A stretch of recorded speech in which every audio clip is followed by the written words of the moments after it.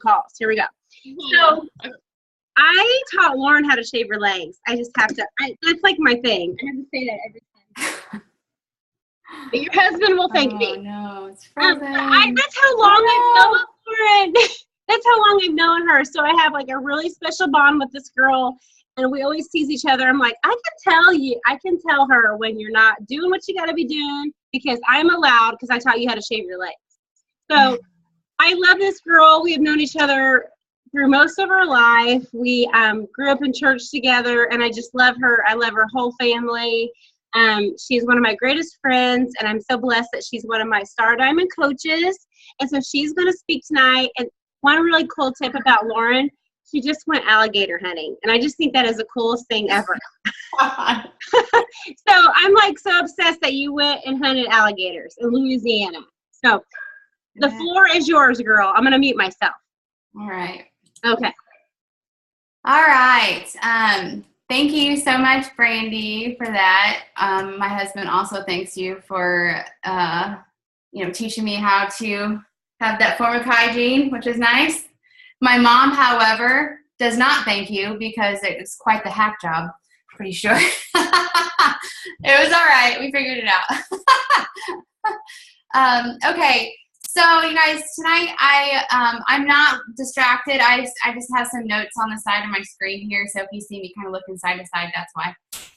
You guys, tonight the topic is authentic power and living in your sweet spot. I got this topic. You guys, typically I don't get into a lot of the big speakers like Oprah. I mean, like I like Oprah and all, but sometimes it's very, like she speaks a lot of metaphors and things, and so it's a little obscure sometimes if that makes sense. But I started watching some of her Sunday conversations that she has on YouTube, and she had Gary Zukov on with her, and he's been like on the Oprah show like a bajillion, 30 sometimes, I think. But this topic came from some conversations they had, and he actually wrote a book called Seat to Soul, and this topic kind of flows into that book as well. But it really resonated with me because, I've really, with this business, I'm already kind of getting away from my notes, but this business is a relationship business, as we all know. So we do have to bridge the gap between all of this personal development that we're doing and who we really are as individuals. And so that's why I chose to do this topic, because we are all very powerful people, very powerful creatures. And the fact that we have chosen to be here, I find extremely powerful. And the fact that we want to help others live a healthy life, that really is an incredibly powerful thing that I think that we have. And I think it's so easy to downplay that and to really become extremely critical of ourselves. But this whole call is going to be about honing in on that authentic power that is really unique to us individually. So a little while, however, recently it's really become my quest, pursuit, I guess, if you will. And tonight I really want to turn the outward focus of our businesses, turn that off for a little bit, and just turn inward for the duration of the call. So if you guys can all just hang with me on that. It will be more of a self-reflection deal, but I promise it won't be like a mushy-gushy, like you guys are going to be like exhausted at the end, I swear. So let's just start by simply defining authentic power, okay? Authentic power is when your personality comes to serve the energy of your soul. So as most of you know, I am a God-fearing Christian woman. So this by no means is supplementing what God is doing in your life. This is paralleling that perfectly. So we've been given this beautiful opportunity on this earth, this one chance.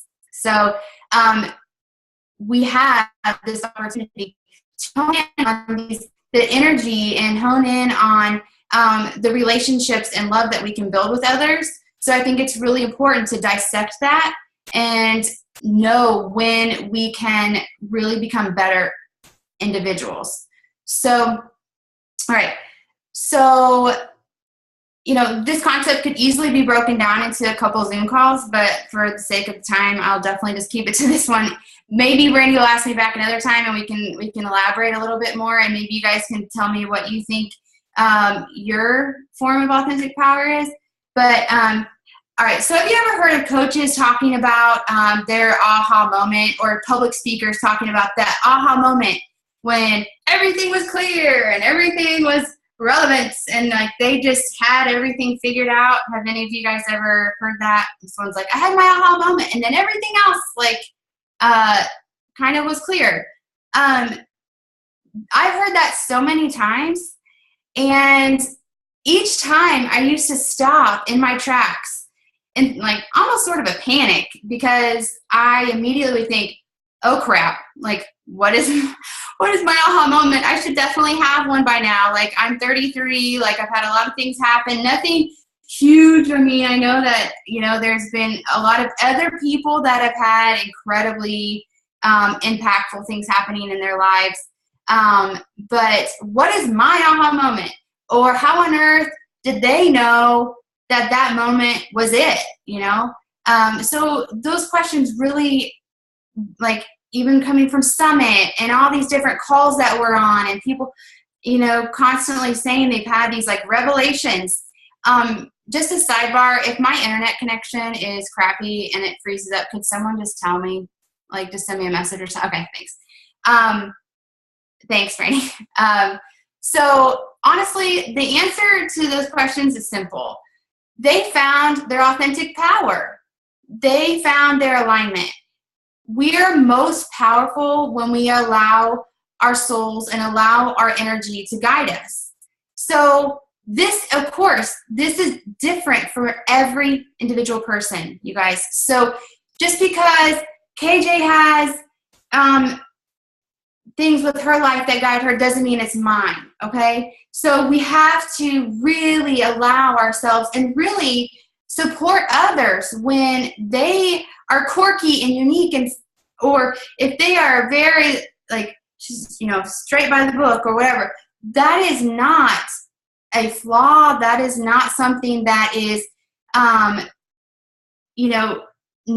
like if it's not towards the exact formation of your team or whatever, like really try to get to know those individual unique things about each person on your team, because really, you guys, if it's not perfectly aligned with yours, that doesn't mean it's wrong, okay? So I think there is an instant comparison game. There is an instant moment where, like, again, back when someone says they figured it out, they've had their aha moment, we instantly, I think if you haven't had that yet, it's like you instantly start saying, oh my God, what's wrong with me? Or, what, okay, shoot, maybe this isn't for me. Or you start second guessing, you start having those moments. Maybe not, but I think for the most part, it's rattling when someone says they've got it figured out or they've had that moment. So what I want to do is just continue focusing on this flow of authentic power. So once you start defining that in your life, that's where you're going to find your sweet spot, and that's where you want to hang out, okay? This is an incredible business that we're a part of. It's all about building relationships, and that is something that is hammered into us, right? Like we need to build relationships. That is what it's all about. But I think that is the easiest place to get hung up, because if you are not a people person, the phrase go build relationships, or that charge that you've been given, is terrifying and crippling. But if you're an outward person, if you're like, oh, I'm a bubbly person, I can go talk to anybody, then you're like, cool, whatever. But it's really important, again, to lay out these things about your personality that are going to really project you when those moments happen. And I'm going to give you those tools on how to do that, okay? So let's see, I lost my spot here. All right. So we do have the responsibility, though, to find our authenticity, our sweet spot, because that is how we're going to truly connect with others, okay? So if this was just like a group of people getting together, and I brought this up, it's like, okay, yeah, right, Lauren, okay, this is good. It's a good topic to talk about. It's kind of like, we're becoming better humans. But we have a responsibility in this business to learn about ourselves and really, really figure this out, because otherwise, you guys, we're wasting opportunities to really connect. And it's as simple as finding these tidbits about ourselves that are could be those connecting factors. So it may sound silly that this is like a topic I'm talking about, but I find that we could do personal development all day long. We can get on every training all day long. Like, we can have a success partner and talk until we have spreadsheets and everything. But if we aren't really centered and have like that true connection to who we are as individuals, that isn't selfish, you guys. That is extremely important as human beings in order to really establish true friendships, true connectivity with people. Because if you're wanting to really expand your business, you aren't going to want to do that with a bunch of people that aren't on the same page as you. And something I learned with this, you guys, is that, let's see, it was on a page that I ran out of room on this part, but personalities are never equal, okay? Like my dad, for instance, he is extremely intelligent. There he is right there. In math and science, okay? The poor man used to like rip his hair out trying to teach me math in school. And I used to feel so bad, but I'm like, I just don't get it. I was destroyed because I'm like, I just don't understand it, like, whatever. But I mean, I'm slowed down, like, okay, breathing. Dads. My dad was a real woman. Yeah, Jack is not Brandy's father, by the way. But she's saying their person. Our fathers are similar people. But okay, so personalities are never equal. But equality is the experience of, okay, how do I write this? Okay, is the experience of love. It's the experience of soul-to-soul connection. So just because my dad is a whiz in science and math doesn't mean that we still can't connect on a soul level. Does that make sense? So I want to really be careful about when we're building our teams. I know that a lot of people said you need to find like-minded people. You need to find people that have the same type of personality as you. That way you really are like kind of amped up. But I disagree, because you need to surround yourself with people. And you guys, you cannot make that happen. It happens by energy, by connection. You can't plan it. God's already got this all planned out, you guys. So like, if you're going to say, I am never going to talk to this type of person, you're eliminating yourself from the game from the get-go, because you don't know if you're going to have a soul connection with that person. So just keep that in mind. I challenge you with that, just to keep it in mind. Okay. So how do we define our authentic power? We do this, all of us do this the same exact way. You find within yourself every part of your personality that isn't loving and that isn't loving, and you get to know those parts really, really well. All right.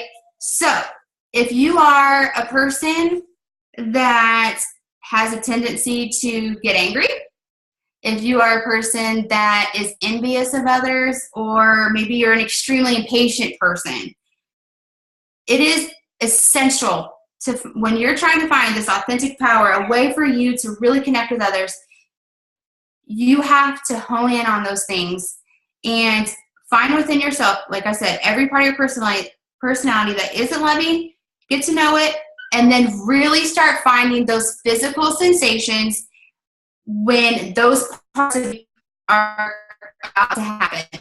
Tammy talks about this with when it comes to when the kids are challenging. But then she also shares when they make extreme progress and that connection has been reinstated. Okay? So really when you feel yourself about to explode, right? Or if you see someone else get a huge rank advancement and you immediately feel jealous, those are the times where you have to stop and you have to realize why am I jealous? And then you have to change that and find ways to love and find ways about yourself you find those unhealthy moments, make them healthy instantly, because that's when the victory happens. That's when the progression starts to shift towards regaining the power of that situation. Because it is literally like pulling teeth whenever you go through these moments, because it's like you feel like a child almost, because you almost stomp your foot and you're getting mad, or you feel like you need to you're resentful, or you feel inferior. That's one that I have to work on constantly, is feeling like maybe I don't deserve something, or I'm less than capable of something, like where you make yourself, very like on a small level, when there's like again earlier, like you instantly take yourself out of the game. Why do we do that? It's fear, because we're scared. It's an underlying fear that you may be happy-go-lucky, and then something cues your anger, something cues that sensitivity, and that's because there's fear there that hasn't been dealt with. And we are human beings. There is always going to be this give and take of our emotions, our thoughts, this constant battle of trying not to relive painful moments that have happened to us in the past. Or, you could be doing great, like making a lot of progress with relationships, and then you run into someone that broke your heart from the past. Or you get a call from someone that just sucks the living life out of you, and you just can't hang up fast enough. Or you get a message, for instance, okay, so everything's going great with your business, right? And then you get a message or two or three that are like, customer service is awful, or like, I can't stand when, I haven't lost 15 pounds and you said I would, that kind of thing, and you are paralyzed almost. Those are the moments where you have to be like, why am I paralyzed? Why am I letting this moment define how I'm going to be the rest of the day? So once you are able to kind of channel those things, that's again when the authentic power starts to happen. Now, again, this is going to be extremely individually based. So how you deal with stress or how you deal with these moments is solely based on you. You might need to time out. You might be like, I need to go for a walk. I need a glass of wine, or whatever it is to, deal with that situation. You guys make a note of that. The gentleman, Gary Zukav, says, these are those benchmark moments that you have to notate, because really then later on you can go back and celebrate it. Be like, holy crap, I just got a bunch of crappy messages and I'm not having a panic attack. Yes! Because really that's so important, because you know what? You're going to be able to help others get past those moments when your coaches are freaking out, or when, someone has their heart broken over something and you're able to really separate yourself from whatever situation you're in and be there for them. It's all about love. I know it sounds corny, but it really is. It's a love of human beings. We are coexisting on this earth together, so we might as well figure out what makes each of us tick so that we can all just get along better. So I want to just also mention that our thoughts are what also, it may not be a physical sensation, but a mental one, are almost always as powerful as those times where we're jealous or we're angry, those times where we're judgmental or we're critical of others or yourself. I know that it's so easy to be critical of ourselves, especially in kind of this health and wellness field where we're constantly taking selfies, and we're constantly doing before and after. It's a natural stimulation of comparison. Like, it's a healthy thing because you're asking people, hey, take your before and after. Look how bad you looked before. Look how awesome you look now. Like, you know, it's not, if we think about it, we're creating that almost with our customers and our client or challengers or whoever. But it's our responsibility to be like, you know what? Like, look, that shirt, it was kind of tight around your arms before, but look at it now. Like, you know, you're able to really channel those parts of those emotions that, you know, and if you're in a conversation and you can almost feel those little statements like, oh, I just felt in my gut I should have said something, or I just felt it in my gut something wasn't right, another benchmark. You need to write those things down, because if someone is talking to you and they're talking to you about, like, for instance, like if they're giving you kind of the rundown of why they want to be in your challenge group or things that are going on, if you have a gut feeling or if you have something that you need to go back and rediscuss with them, make a note, make a benchmark, because that could be, again, as big and cheesy as this may sound, that might be your soul cueing you that this could be something that you guys connect. Even if they're talking about abuse and you've been abused, or if they're talking about emotional abuse or domestic abuse, or they're talking about maybe that they've had an eating disorder and you've not dealt with the fact that you've had that and you're not willing to talk about it, how on earth are you going to connect with that person? Because really your sole responsibility is to connect with them. So I'm kind of getting deep here tonight, but I find it really important that we tend to neglect this individual like inward power that we have, because I think we sort of we may not be paying to outsource like our websites and things like that, but I feel like we're outsourcing our emotions. Like we're outsourcing like maybe constantly. I call my mom about everything. There are times, a lot of times, where I don't even deal with something. I just call and talk to her about it. In my mind, I've dealt with it and it's done. You know, things like that. But really being like, why did that bother me so bad? Not dwelling on it now. Like, okay, there's a difference. Like we're grown up, so move past stuff. Like, but if something really triggered an emotion with you, that's when the power happens, when you're able to be like, no, I'm not going to let that bother me. Like, you know, if it's someone's like, I hate the color purple, or I hate that, and you're like, no, it's my favorite color. Don't change the fact that that's your favorite color. You love it. You know what I'm saying? Like, I know it's a silly example, but like, we have to be confident and we have to really learn. Okay, I just saw my time's coming up and I still have like another page left. But we have to really get past these underlying fears that we have, because really that's what it boils down to is fear. So whatever it is that you're scared of, we need to deal with it. And if it is like where you need to pull somebody aside, if you've seen that they've had that type of moment before in their lives where if they've been through a divorce, or if they've been, or, you know, maybe if it's not even anything bad, if there's another person that's a world traveler and you're scared to talk about it for some reason, like pull them aside and talk to them about it. Like, because once we find ways to connect, then those low frequencies where there's anger and the resentment and jealousy, then those high frequency things start to come out. The gratitude, the contentment, that intention to love. Like, why do you think that you have those words of affirmation? Why do you think that we ask you guys to write down the words of gratitude or the I am statements? Because those are high frequency things. Those are going to constantly outweigh a negative or outweigh the low frequency. It's the balance. That's just the way it is. So, again, I'm just going to recap so we can close this down here. But step 1, becoming aware of those. We've already covered that, of those forms of fear that we have.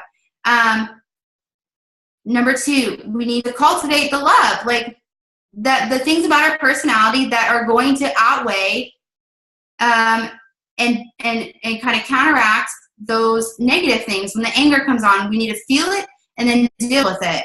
And then we can react or respond. That's the key, because then once you do that, then you can react and respond accordingly. And then again, when we're able to create a space between impulse and then that action, then that's when the beauty happens, because then your impulse isn't to react in a negative way. Your impulse is to be like, you know what? I know that you feel that way, but I love you anyways. Or, you know, you're able to love on your team a little bit more because you can connect with them and see where they're coming from.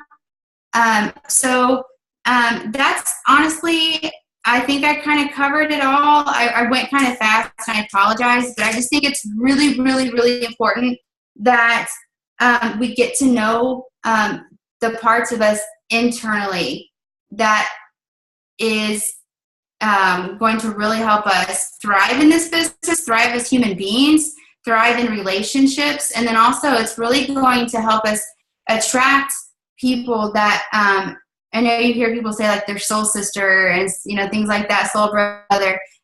But those are true things. Like, if you may not be related, but if you have a soul connection to something, to someone, like, that's unbreakable. Like, that is a special, special thing. So the reason that you have those soul connections is because you have that authentic power, and that you have honed in on it, even if it's just for a moment.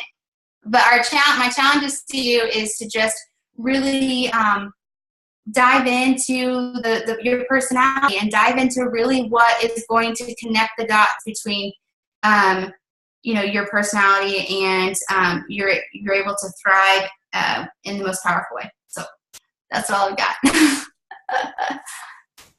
Lauren? I'm hot. I don't know why I'm wearing a scarf. This is dumb. Randy, you're still muted. Lauren, you did awesome. Oh, my gosh. Yes. I took 5 pages of notes. I'm so proud of you. Oh my goodness. Oh, good. I know your parents are proud of you too, because they're on here. You did amazing. Like, I am just like, this was awesome. Good. Okay. Hopefully it helped. No, I took 5 pages of notes. Yeah. I love what you said about, like, you know, not disagreeing with, you know, you find your avatar and you find the perfect personality type for you. Well, that, and, you know, part of that is true, but, you know, you can't, like you said, you can't, you know, rule out somebody just because they don't have, you know, your personality type. So our role as leaders is to have them take a personality test. You know, there's tons of them. There's a color test, there's a gem test, you know, and we work with them based on their color type. Mm-hmm. You know, so if I'm Ruby, I'm red, I am like, like total Ruby. I have to, like, I'm competitive. Like, I just have that drive that, you know, but a lot of my team are pearls and emeralds. And so, like, I have to work with them, you know, on their own level. So I think it's, you know, that's a lot of, you know, what we have to do too. So we have to figure out their personalities, and yeah, you never know who you're really going to mesh with. Mm-hmm. I love that. I love the new personality test. The guy that Carolyn told me to listen to. Yeah, I haven't done that one yet. There's a new one. You know, I'm part shark, which is, yeah, it's like Ruby, and I'm part whale. Yeah, I haven't done that one yet. I've done the color test. Mm-hmm. I've done the color test, and I've done the gem test, which it's the same thing. I just love how it's like shark and whale. And when Carolyn messaged us and said, "I'm a whale," and I'm like, "Oh my gosh!" If I know, like, the fish, I'm probably shark. Yes, because it's Ruby. Shark is definitely Ruby. Probably a little bit of whale too, because yeah, it's the whole with some emerald. That's what I am. Yes, that's what it is. Yes, yes. Yeah. Anybody have any questions? Like, I absolutely love this Zoom. This is great. Amazing. Does anybody have any questions? No, that's okay. Oh, Mom does. Thanks, Mom. I think maybe it would be beneficial if you stated the author and the name of the book again. Yeah. Oh, okay. It's by Gary Zukav. It's Zukav, and it's Seat, SEAT, to Soul. SE what? SEAT. SEAT. Okay. Mm-hmm. To Soul. Soul. Okay. That's right, Mom, right? I think it's Seat of the Soul. Oh, Seat of the Soul. Oh, Seat of the Soul. I'm sorry. Seat of the Soul. Me, I'm an Amazon Audible girl. I'll be on my Amazon Audible tonight, and I'll be. I closed down all of my browsers so I wouldn't get distracted. So I'm so sorry. No, that was awesome. Like this is what everybody needs to hear. I love this. This is really great, Lauren. Thank you. All right, guys. I'm so proud of you. Great job. Okay, thanks, Thank guys, you. for coming on. All right. And this See you is next week. recorded, so I will get it fixed up, and I will send the recording to everybody in the morning. Okay, sounds Okay. good. Thank you. Yeah, I'm super proud of you. I took a picture too. Okay, good. Thank you.